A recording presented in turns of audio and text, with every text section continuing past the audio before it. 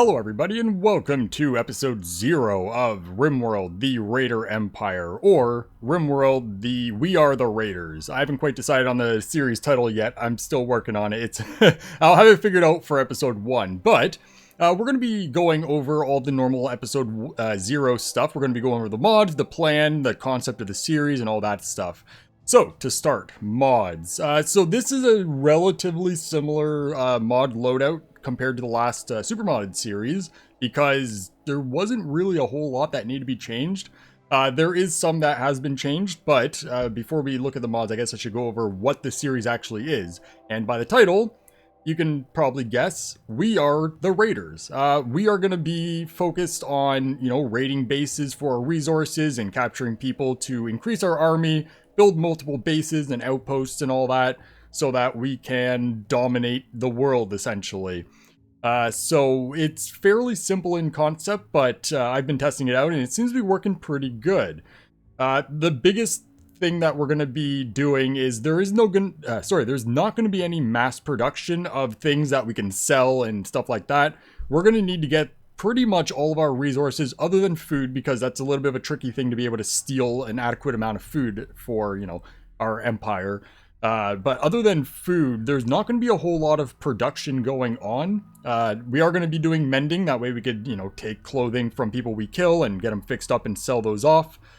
We are also going to be having every faction hating us. So they're going to be starting with anywhere between like -60 and 0. And if we want to make some friends along the way, we can. When we destroy enemy bases, their enemies are going to like us more. So there's going to be a bit of a dynamic on, making friends. It's basically, your enemy's enemy is your friend type of deal. So we'll see exactly how that plays out in terms of global relations. But for when we start, it's all going to be either 0 or worse. So we're not going to start with any real friends. Mod-wise, so we got Sparkling Worlds, of course, because it's going to add more just items and weapons and events and stuff like that to help keep things interesting.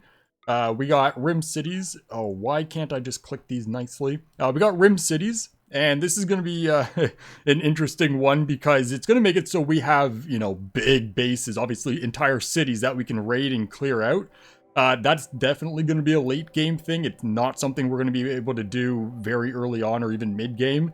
But this gives us the opportunity to, make it so we never really get to the point where things are just too easy, because, well, there's no point when a city's going to just be a walk in the park, because it's just going to be a nightmare. We have Faction Manager, and the reason we're going to be using Faction Manager is it's going to allow us to set up all the factions to have their own territory, instead of just, the clusterfuck of random bases from random factions scattered about. I have them all packed together in, reasonably dense, reasonably compact areas. So, for the most part, we're going to be working through, at the beginning, we're going to have 1 or 2 or 3 factions near us. We're going to work through them and then spread our influence over the world as we go. Prepare carefully, obviously, so we can have an initial setup with the pawns that would be useful for our initial, starting conditions. Research Pal obviously changes the tech tree to be nicer to work with. We have deep storage again, so this is going to make it so we can have more compact storage because, well, I'm a hoarder, and that basically sums up the reason why we need that. Or not need it, but why I want it. And Stacks XXL as well, so, the two together means we could store lots of crap because, again, I'm a hoarder and I know it, and I'd rather the game allow me to hoard instead of, just changing myself because I prefer hoarding. We are using the Mining Co. spaceships again. They are one faction that we are going to be starting friendly with. There's 2, I guess, factions. We have Mining Co. and we also have Mercenaries again, both of which are going to be our friends, but they don't really play a big role in terms of actual faction relations or anything. So this is going to give us spaceships that come in and drop. We can, do some missions with them, like fix their ship if it's damaged and, stuff like that. Give us another way that we can buy and sell stuff. And we can use them to call in some strikes and stuff like that if we get enough money together. We have Dub's Mint menu because it's a UI interface change that makes things a little bit nicer for, certain aspects of the game. Show mod designator obviously makes it so we can, in the info tab, it shows what mods, what items come from. Not super important for the series. It's just something I like to have in case there's something like an item that I'm like, I don't know what mod this comes from, and I can go and check. We have running gun, and this it's gonna work against us this time. Normally it's, people complain it's overpowered because you can run and shoot.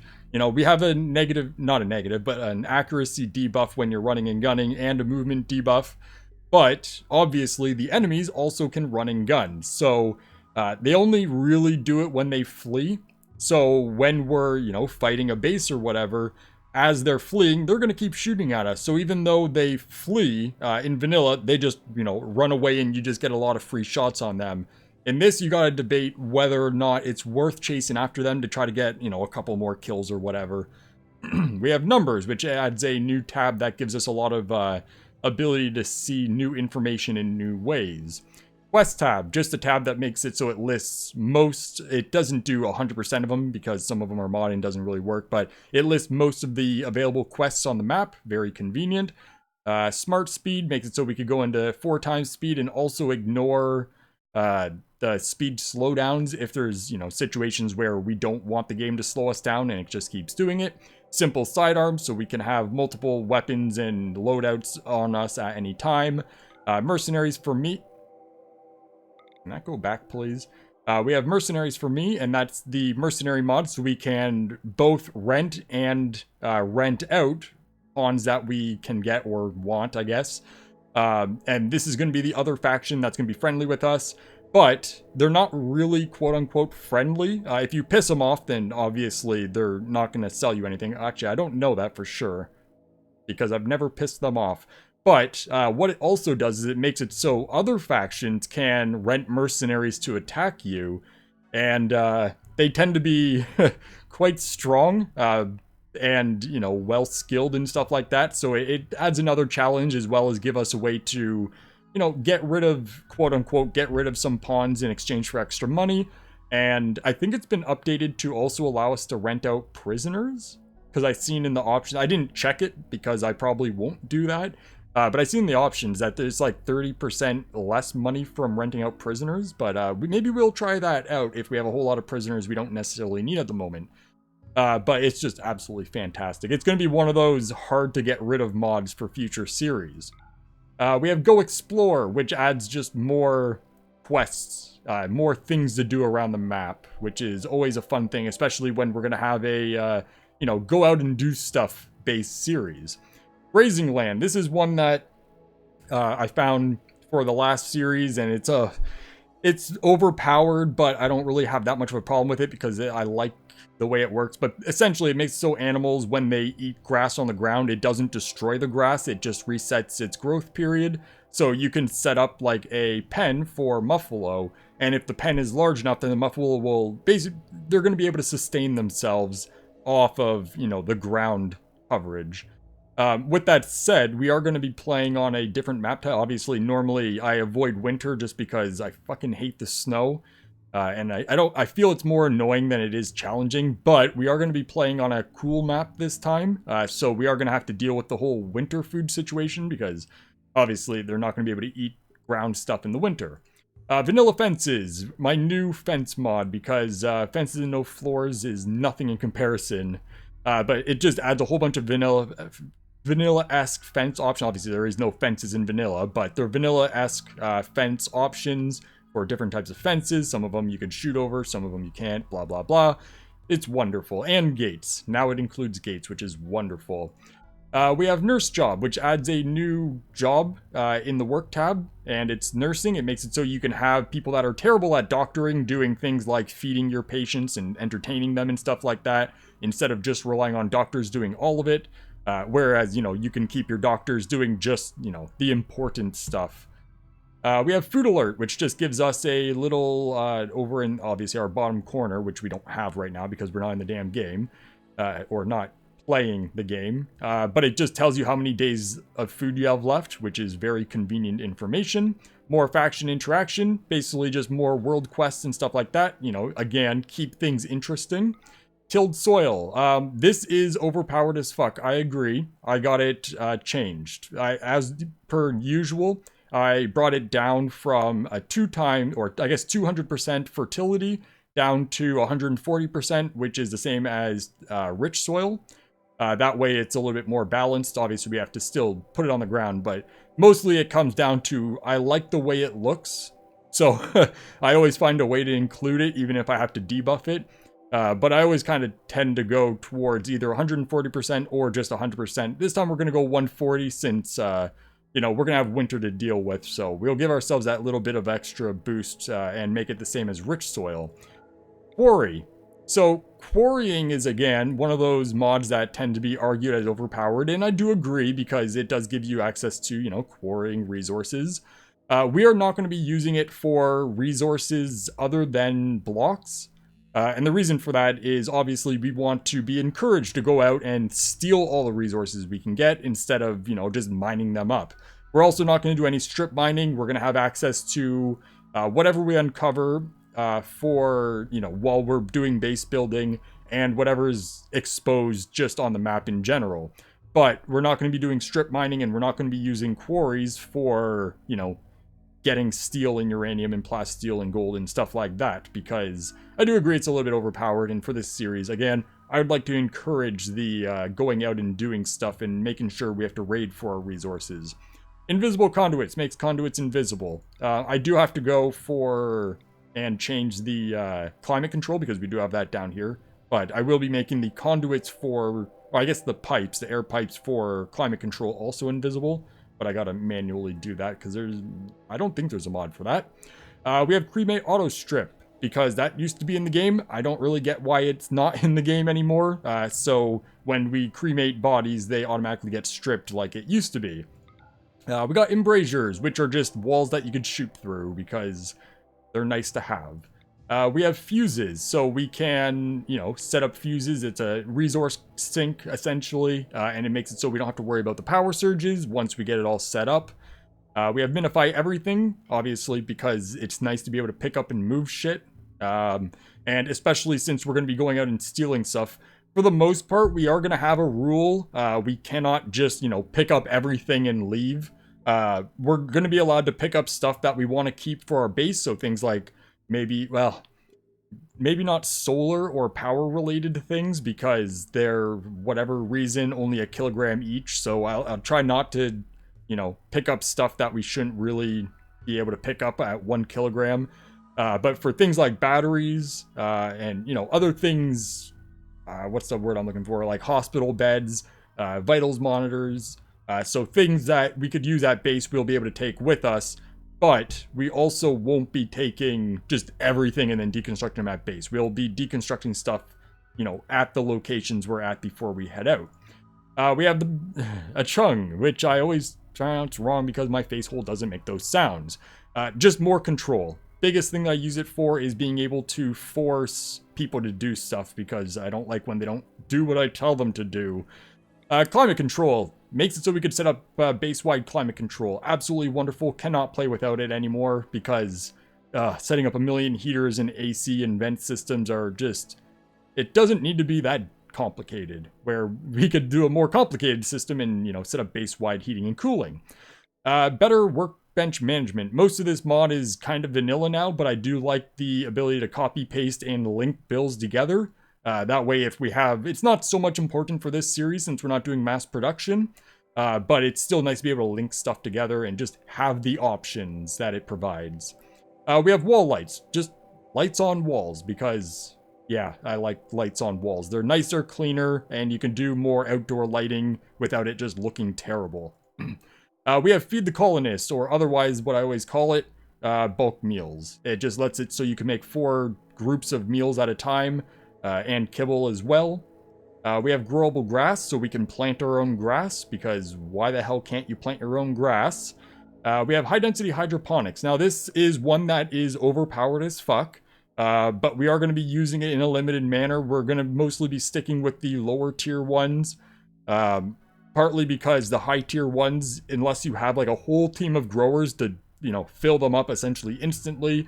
It's not really the most effective way to do growing, but we do have the high density hydroponics for the earlier tiers that have essentially what it does is it makes it so you have denser growing.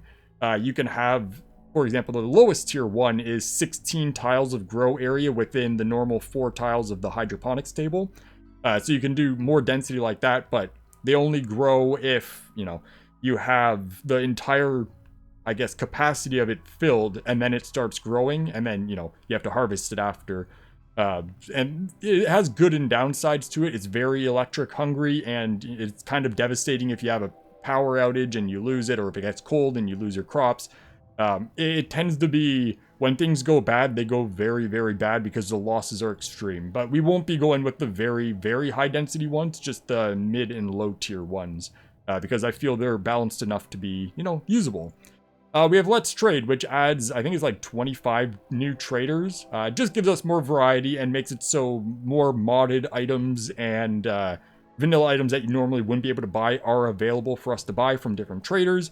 And it keeps things interesting in terms of different traders that come by. Rangefinder makes it so if you hold control, you can see the range of the pawn that you have selected's weapon, which is wonderful because the only other way to normally do it is hover over the weapon, and this is just so nice to have. I can't play without it because it's just the convenience of being able to just click a button and see instead of having to do it the old finicky way. Mend and Recycle makes it so we could fix, clothing and weapons and armor, because why not? It's an absolutely wonderful feature. It also makes it so we could recycle stuff. Don't ever really recycle things. I'd rather fix them and sell them. But this is going to be a good chunk of where our cash comes from for this series, because obviously when we kill off enemies at bases, we'll strip them down, bring the clothes back with them, fix it all up, and sell them off to whatever traders, orbital traders, will be willing to work with us. Recipe icons, we don't actually need that. I thought it was a good idea, don't really care that much, but it makes it so there's the icon for all the bills, and it's maybe I'll keep it. I like it, but it's not super relevant. It's more useful when you're playing through with a lot of mods that you don't know what they do, and you don't know the items that they add, so you can actually physically see the weapons and stuff. So it has a use. Maybe we'll keep it. Maybe we'll keep it. It is kind of nice. Yeah, we'll keep it. Camera Plus makes it so we could zoom in and out a little bit further, which is just nice for, more control over the camera.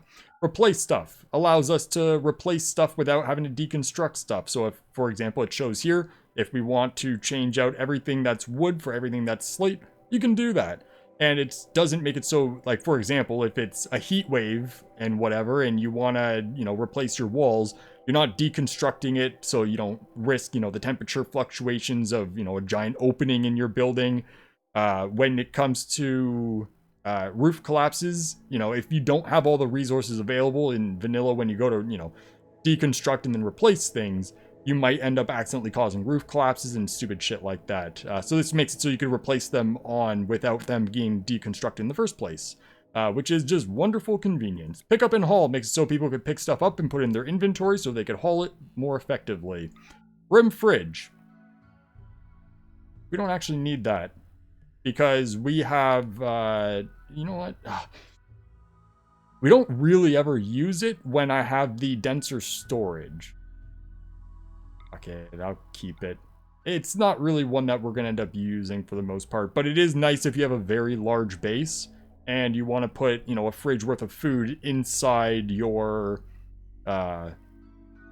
what's it called? Inside your dining room, and your dining room's not right beside the fridge, or medical stuff that rots, like drugs for ambrosia rather, herbal medicine you could put in the fridges and all that inside your medical room. So it has its conveniences even with the deep storage mod that I'm using. Colony Manager makes it so we could set up long-term bills for things like hunting and gathering wood. Basically just saves us the time of having to constantly, go out and set hunting when, it can just do it itself and automatically, obviously a pawn has to go to the bench and, do the managing task, but it makes it so you don't have to manually, like, chop a bunch of trees and stupid shit like that. So, great utility. Taming artifact. It adds just an artifact that you can buy or find in like ancient dangers and stuff. That makes it so you can instant tame an animal. Great for things like Thrombo. They are very expensive, so you don't really want to use them unless you actually, have to use them. But absolutely nice little mod. And then we have Predator Hunt Alert. I really wish... I don't know why it's making the clicky weird on this. But Predator Hunt Alert, basically, instead of just a little fucking icon, a little message in the top in the white that I never read because it's always full of crap I don't want to see, I have it set up so it sends us an actual notification message when someone's getting hunted so we can deal with it before they get completely destroyed by the animal that's hunting them. Auto Seller makes it so we can set up bills to automatically sell to traders because... that's absolutely fantastic utility and saves us, if we're, for example, mass selling clothing, which we get from stealing and stuff, or if we want components, we could set up a bill to automatically process through that so we don't have to spend, ridiculous amounts of time in the trade screen buying and selling stuff that we're going to just want regularly anyways. No friendly fire. Since, this is one that I'm always on the fence about. And I want it this time. I've been kind of adding it sometimes and not adding it into series. This time around, we are going to use it because we are going to be very hostile and aggressive. So I don't really want to constantly be shooting ourselves because, well, that doesn't need to be like that. So we have no friendly fire, so we don't have to worry about shooting ourselves in the back of the head and killing people when it's not really something that should happen. I know it makes sense that it exists, not a mechanic I'm a fan of. And it also works for all the enemies as well, so they're not going to be shooting each other as well. So it has that balance between them. Tradable meals, so we could sell meals. So if we end up, mass producing meals for ourselves and we have extra, we're not going to be mass producing for the sake of selling. But if we have meals to sell and we need money for whatever, we will be able to sell meals to get the things that we need. But we're not going to be mass producing meals for the sake of selling, if that makes sense. And tradable stone blocks. The only reason we have this is we will be using quarry to be able to get stone blocks, but we're going to be having it set so we're not going to end up accumulating like 40,000 of them through that. But if we just happen to have a shit ton of stone blocks around taking up all our damn storage, which we hopefully shouldn't if things go on plan, we'll have the ability to purge them if necessary. And we could steal them from other bases and all that if we want to carry them. So we'll be able to bring them back to base and get rid of the ones that we don't need.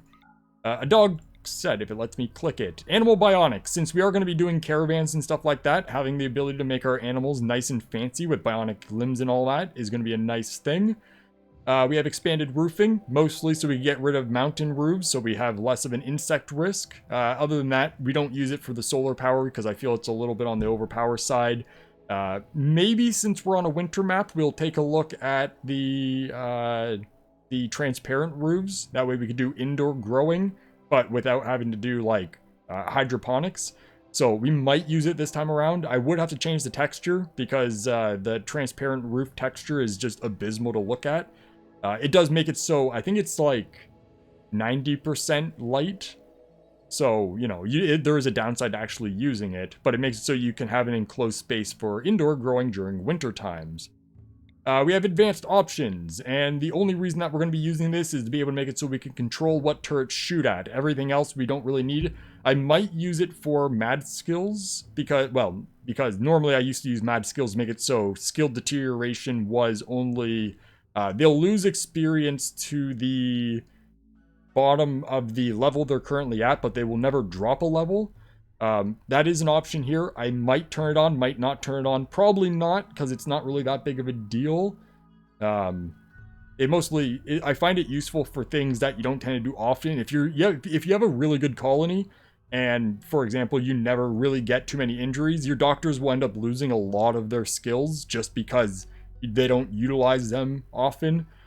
So it kind of makes sense that it exists like that, but I'd prefer that they lose experience for the level, but they don't lose the levels themselves.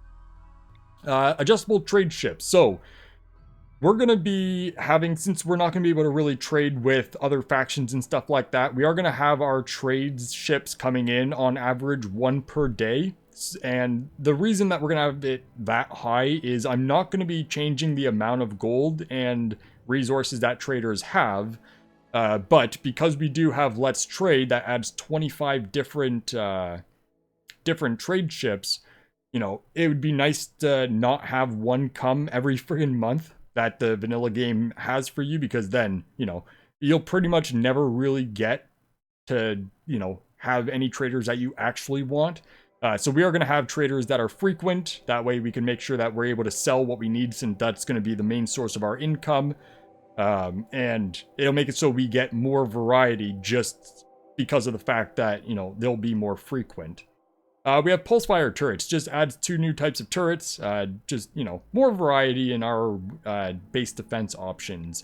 We have the Apex RimWorld Legends weapon pack. We used this in last series, and we've been using it for the Zombieland, Rim Cities Zombieland Edition series, mini-series, I guess. It's a nice weapon pack. I really like it. It adds a whole lot of different weapons and some interesting things like lower tier orbital bombardment.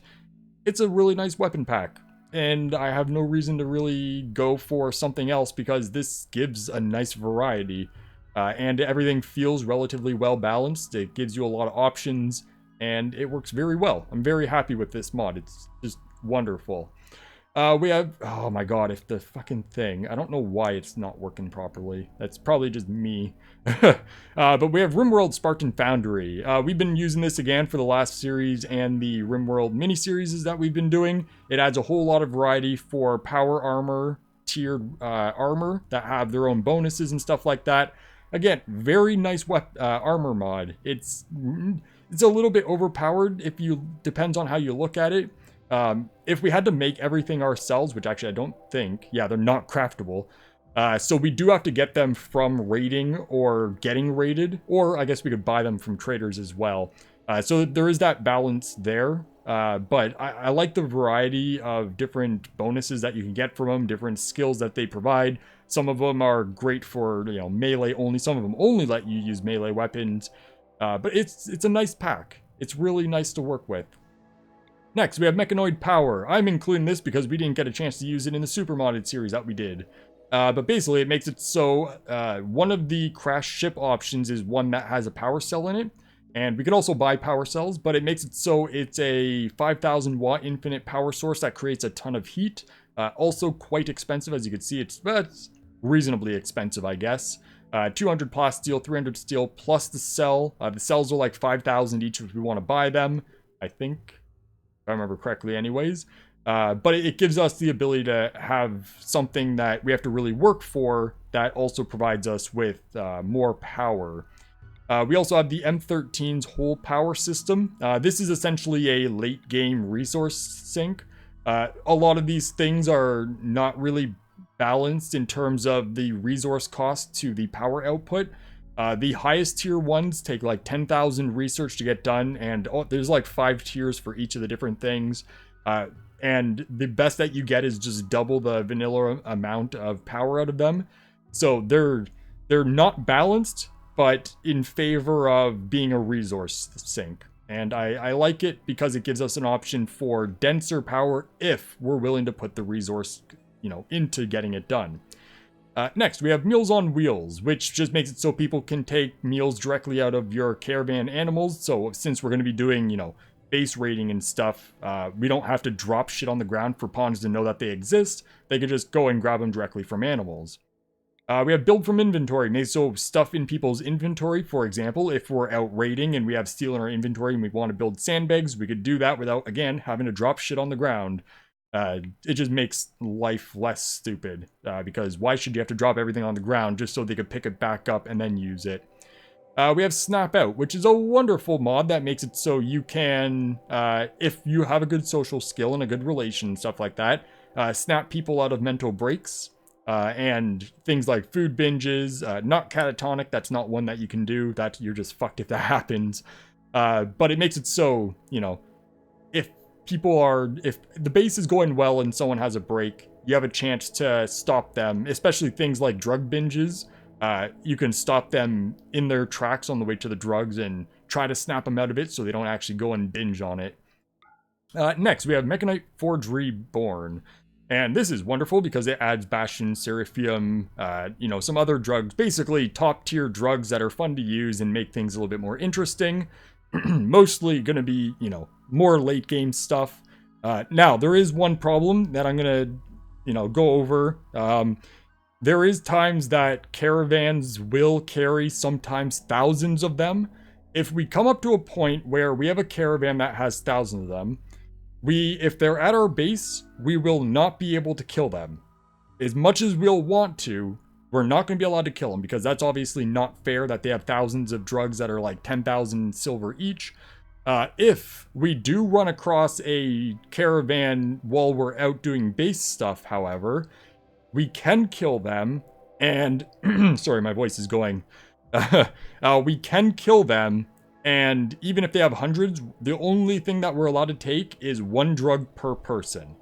So if they have like 100 or 1,000 Seraphim and we have 5 people, each of those 5 people will be able to take 1, the rest of them, we leave. So that way there's the risk versus reward. Do we actually want to fight this and still get a benefit from actually being able to do it? And same goes with the Addiction Purifier, the I don't know how to actually pronounce it. Herculeum and the P1.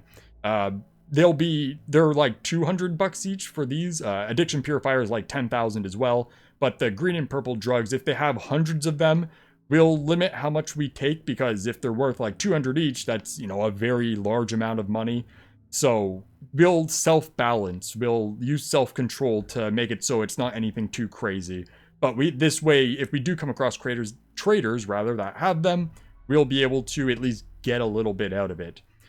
We have simple turrets, which adds a variety of nice turrets that we can play around with because I really like the balance on them. I'm not going to be changing any of them. They're all going to be their vanilla simple turrets. The last series I did change a couple of them slightly, but they're balanced enough where I don't really need to worry about that. Small shelf. Just a single shelf that does not have any like deep storage capabilities. Great for things like kibble. Kibble's a good example. If you want a single stack of kibble inside an animal pen, you could do that with this without it just sitting on the ground deteriorating, because obviously if something's on a shelf, it doesn't deteriorate outside. Next, we have expanded turrets. Adds a couple higher tier turrets that we could play around with. Again, just mostly gives us more variety in how we want to do base defense.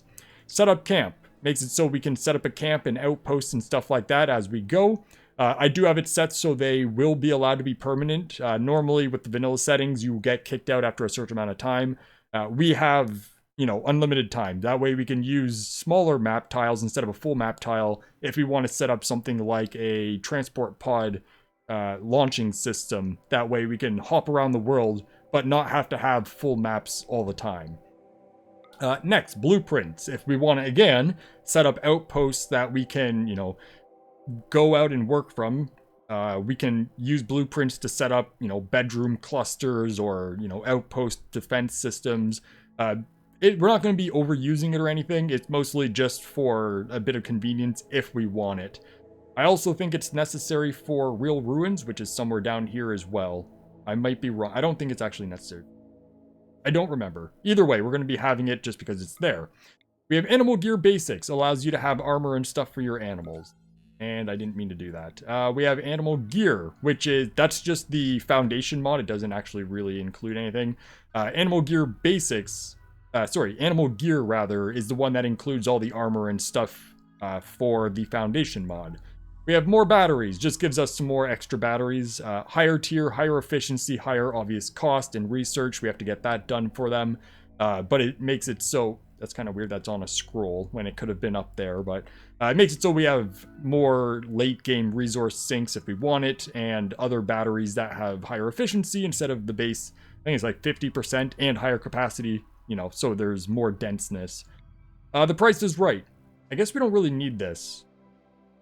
Basically, what it does is it makes it, we don't need that. Doesn't matter what it is. Okay, I'll explain. Basically, it makes it so when you go out and do caravan trading yourself, it makes it so your prices are more favorable, so it's actually worth going out to sell shit. But yeah, it's not really necessary for this series because everyone's supposed to be enemies. Oh, I fucked up. Everything I said for Faction Manager is meant to be for Faction Control. Faction Manager... I can't believe I fucked that up. Faction Manager, which is obviously at the top, makes it so we could turn off and on bases and outposts. So we can not have everything loaded all the time. So if we have, like, for example, again, if we have an outpost that's just for transport pod stuff, when we're not there and we're not using it, we could just disable it so that map's not running all the time. We don't have to worry about defending it or any bullshit like that. If you have one unloaded, it takes like 4 days, I think it is, for you to be able to use it again. So you can't just like turn bases on and off on demand. You have to, you know, try to time things out reasonably. We have Giddy Up, the entire suite, except for Giddy Up Ride and Roll, because I don't feel it's super necessary to have the ability to ride animals around the base. It's more annoying than anything.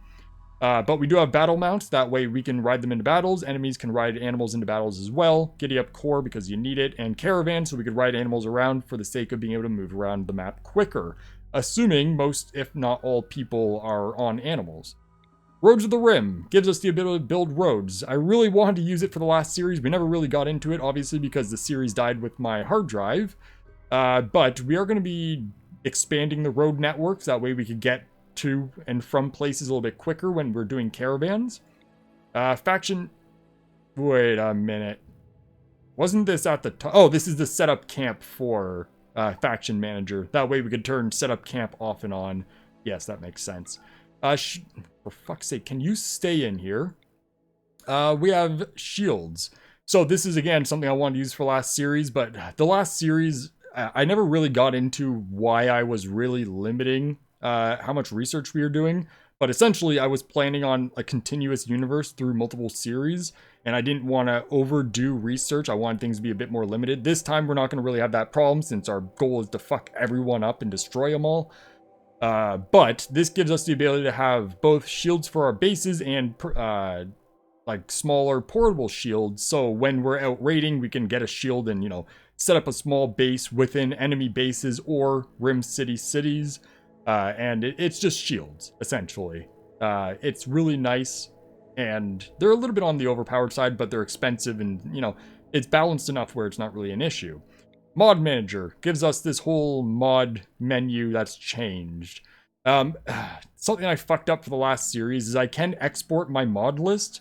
The problem is, I already have it pulled out of Steam, and I've been adding a couple more mods outside of Steam. So if I go and export my load order, it's not going to be something that anyone else except for me can use because of the way it does the file names. So I'll see what I can do, but I might have to just make a whole vanilla copy of exactly this, which is kind of tedious as fuck, and I don't know if I really care that much. Especially considering load orders. If you know how to do a load order, it's not really a big deal to do a load order, but whatever. We have carry... For fuck's sake, can you please stay in here? We have carry capacity fix. It's something that's not on Steam Workshop. I know I get asked a couple times already. You have to get it from Ludion. You have to include it yourself. There might be other mods that do similar, but this one in particular is not available on Steam. But what it does is it makes it so pawn and animal carry capacity is both higher and tied to their manipulation. So if you get bionics for their arms and stuff, it'll make it so they could carry more overall weight, which is just wonderful. Large outpost makes it so there's a new type of enemy outpost as we get further into the game in terms of how many days and years we've been playing. It makes it so there is going to be larger enemy outposts that spawn. That way, you know, the game scales more with us as we continue on. And it makes it so there's more rewards, more enemies, more stuff like that. We have real ruins, and this makes it so on our starting map, I have it disabled, so we won't have any, you know, ruins on our map. But all other map tiles that we generate will be able to have real ruins, which basically is just very deteriorated versions of people's bases that, you know, that I can download, not download like controlled, but blah blah blah, it doesn't really matter. But basically it makes it so when if we drop into just a random tile and set up camp tiles, we could raid those for resources if we want. There's also pristine ruins, which there's basically it gives us a late game ruin that we can go in that has an absolute ton of enemies, and you know, they tend to have a lot of resources, so it's kind of a risk versus reward thing. It also makes it so as we're traveling around the map, sometimes our caravans will spot lesser ruins that are in relatively good condition, so we could go and do that. And it gives us more options other than just base raiding to be able to go and collect goods, since it's all going to be based around, you know, go out and collect stuff to bring back so we could build. All of the ruins do come with either people enemies or animal enemies and stuff like that. So, you know, there's going to be defenses around them that we have to deal with. Not defenses, but defenders, rather, around them that we have to deal with. So there is, you know, it has balance that way. And my throat's really dying. I don't know why these episode zeros really fuck my voice up. I think it's just because I talk too much without any breaks. We have SRTS expanded. Now, I don't have my changes because this is an updated version of the mod that we were using for the super modded series. So I'll probably go in and manually make changes. That way they're more for late game and not too easy for us to get. But basically it adds ships for larger drop pods is something that's new. That wasn't there. We have ships that are designed for, you know, attacking. They have lower capacity for carrying stuff, but they're quicker. Or not quicker, but just lower capacity and cheaper. So we can, you know, fly a ship onto an enemy base and, you know, get in there quick and have a way to get home without having to, you know, set up new drop pods or caravan back or whatever. And there's also freight ships as well. So if we want to, you know, have ships for sending in attack crews and then a ship for cleanup crew, we can do that and ship everything back to base. Again, I'm going to mod this mod to make it so they're more expensive, more research, and harder for us to get. That way, it's more limited to late game instead of being able to be something that you can rush early game. Just so we can, you know, enjoy caravanning and building roads and stuff like that. So, similar idea to the super modded series. Next, we have use bedrolls. It makes it so if they have bedrolls available either on themselves or on caravans, it makes it so they can use them instead of just sleeping on the ground. Smart medicine makes it so it's a smarter medicine use system. Normally I also include pharmacists, but smart medicine it's less control than pharmacists, but it does technically do the same thing if you have the options on for it. But the main reason that I really like it is it makes it so I can tell pawns to carry medicine with them and a certain amount of it. That way they always have it available on them. We have synth meat, just a growable plant that counts as a meat. It's very nice to have around, so, you know, late game, if we have like 50 pawns at a base, you know, we have an ability to make meat without having to hunt all the animals that exist and still not come up with even close to enough meat. We have common sense being used so when people do cooking or doctoring or basically anything, they'll clean up stuff around themselves. So it's basically, it just helps us keep the base relatively clean without having, you know, 3 or 4 dedicated cleaners. You still want dedicated cleaners, that way you could keep your hallways and bedrooms and stuff like that clean. I think actually it will make it so they clean their bedrooms too before sleep, but essentially it just helps keep things tidy. Very useful. And then we have 4Ms, I'm not going to try to pronounce that, just another utility mod that gives us some more options to turn things on and off. The reason that we're using this is it's going to make it so when we destroy a faction base, normally you have it's like 24 hours to get out before it just kicks you out. This mod has an option to make it so we can add an extra 5 days onto that, so it gives us more time to, you know, deconstruct, collect, and leave without just getting kicked out of the map. I'd like to make it so we have as much time as we really want, but I can't seem to find a mod that makes that. I could mod this mod to make it like that, but like 6 to 8 days should be more than enough to pick up everything that we want from a base and leave. So that's what we're going to be using it for. Holy boy, shit, my voice hurts. So that's our mod loadout. If you have any other recommended mods that would go well with the raiding theme, let me know. I know that there is a new mod out. I forget what it's called. I think it's preemptive strikes. That makes it so when there's enemies raiding your base, it makes it so you can attack them on the way. It lets you know earlier. I cannot use that. It doesn't work with all the mods that we're using. I really, really like the idea of it. but it's not something that's going to work well with this series unless I get rid of some other mods. I forget exactly which ones are the problems, but it's not compatible. Basically, it works with some, but not all modded events. And some of them are more of an issue than others, but either way, we're not going to use it for this series, but I definitely want to try it for later series. Maybe the next one, we'll see. But if you have anything else that you think might be a useful mod for this, preferably send me a link. It's not a big deal if you don't, but definitely, give me the recommendations below. We can update that later. So setup-wise, we are going to be doing a crash-landed base. We are going to be doing Cassandra Classic because Randy Random fucks up the trade ship changes that I make. And I like the consistency of the game, gradually getting harder instead of Randy just being like, here's a raid, and then 5 seconds later, here's another raid, and then 5 seconds later, here's a toxic fallout. Cassandra Classic is more balanced, and it's more suitable for a YouTube series, in my opinion, because it makes it so things scale more appropriately. Now, this is going to be, it's always controversial when talking about the difficulty settings.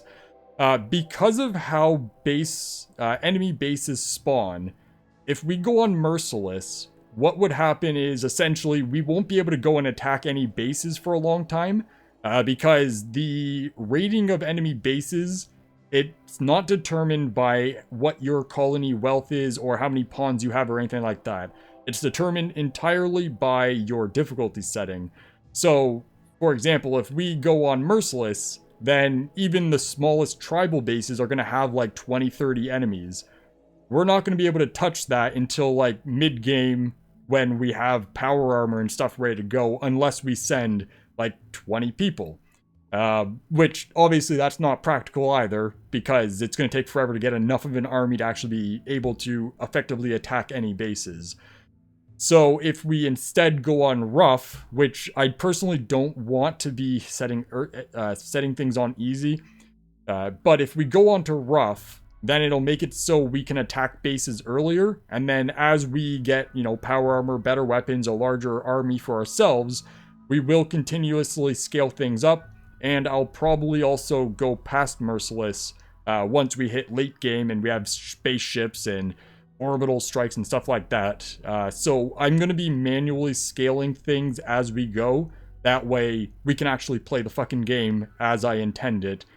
Because like I said, if we set it on Merciless, we just won't be able to really do anything that includes base rating. Just because the amount of enemies wouldn't be something we can deal with until mid-game. So for the sake of being able to go out early, we're going to be, doing rough. So that's going to be our setup. This is not going to be, preparations. For our map tile, if this loads up, we're going to be picking something on the northern side of the map. We are only going to go 30% map. That way, there's no reason to have a full map. We will have spaceships, so, we could do a full map. But what I have it set as, we have a whole lot of factions. That way, we have more options to wipe out whole civilizations. And it makes it so the map's a little bit more fulfilled looking. Because if we have just like the vanilla amount of factions, 2 Outlanders, 2 Tribal, then we would end up like a cluster up here, a cluster here. There'd be a lot of distance between them without a whole lot of interlocking. So a whole bunch of smaller factions give us the ability to have a more fulfilled map overall. And then, of course, we have multiple pirate gangs as well, just because it makes it so the map's filled with more pirates around. This isn't a great map example. I will be picking a map specifically. Normally, I just pick whatever the first one is. But the idea that we're going to be going with is I'm going to look for a map that has a area between a temperate forest and the boreal. We are going to be going on temperate forest. Mostly because I really don't like the map gen on Boreal. There's a lot of just stupid ass water bits all over the place that it's not difficult. I just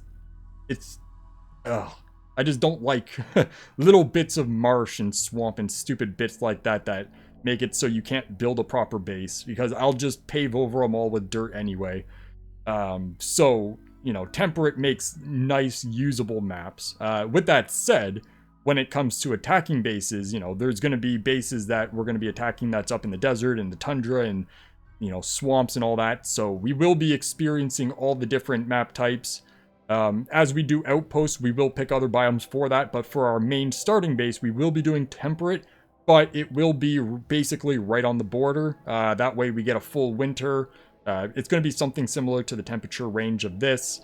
We're probably going to do a mountainous map. That way we can, do a mountain fortress if we want, or we could stick outside of it. We'll, see as the game develops and, decide based on that. And we could just pick something random because we do also have, and this is going to be controversial as well, but again, for the sake of not having to spend a lot of time, doing normal vanilla RimWorld setup, we are going to be starting with 5 pawns. That way, because if we have 3 people to start, it's going to take us a while to build up. We can't just send 3 people out of our initial 3 to go and raid bases.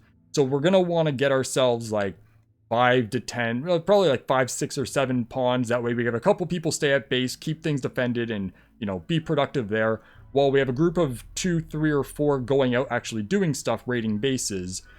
But if we started with 3, then we have to spend a lot of time waiting for enough people to attack us and go down so we could capture them and get prisoners, or try to get enough money so we could hire mercenaries to be on our side while we wait to try to get more people so we can actually raid bases.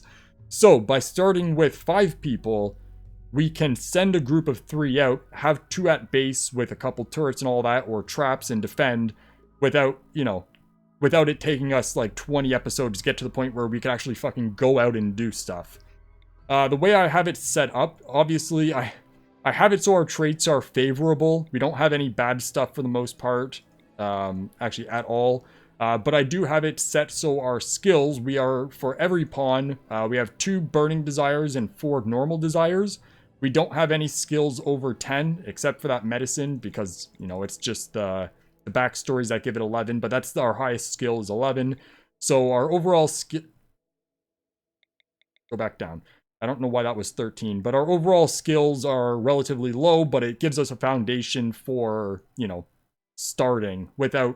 like I said, basically, I'm trying to avoid taking 20 episodes to actually get into raiding bases and doing stuff. So having 5 people with, the setup that we have here, you can go through and take a look. Obviously, these aren't the names. I got to go send out the Patreon email for the name of the game perk and get people's names. So we'll see who our initial 5 are. But that's going to be kind of how we started off with 5. And hopefully, we'll be able to get to raiding bases, like, within a couple episodes, or at least being able to go out and raid ruins or something. Just go out and fucking do something instead of just waiting around till we can actually have enough people and stuff to actually go do stuff. But either way, my voice is shot. I'm in a lot of pain. I don't know why episode 0 always does this. It's just a lot of constant talking, but that's the plan. If you have any comments or concerns, I haven't set up, the plan for... I don't have a save file ready with our initial setups. So if we have mod changed or anything, that's not going to cause any problems. We still do have, this is going up tomorrow, so today and tomorrow's episode of Rim City Survival Zombieland Edition. So I have enough time where, as long as there's no major mod change suggestions, we should be starting, right after the next day of Rim City Survival. So basically it'll just go from that right to episode 1, and we should be good to go. But I've been testing it out. It seems pretty good. I've enjoyed the 40 hours I put in the last couple days, and it seems to be a pretty good balance overall of difficulty and risk and reward. I just got to change a couple of those mods that way, like the spaceship mod. Got to make it so that's a little bit more expensive because you get those way too early on. But either way, that's going to be it for today. If you have it, like I said, if you have any suggestions, let me know. And keep an eye out if you're a patron on Patreon. Keep an eye out for the email for the message about getting pawns. Because, earlier you reply, the more likely you are to get in early on. But, yep, that's it. Thank you everyone for watching, and I hope you all have a great day. See ya.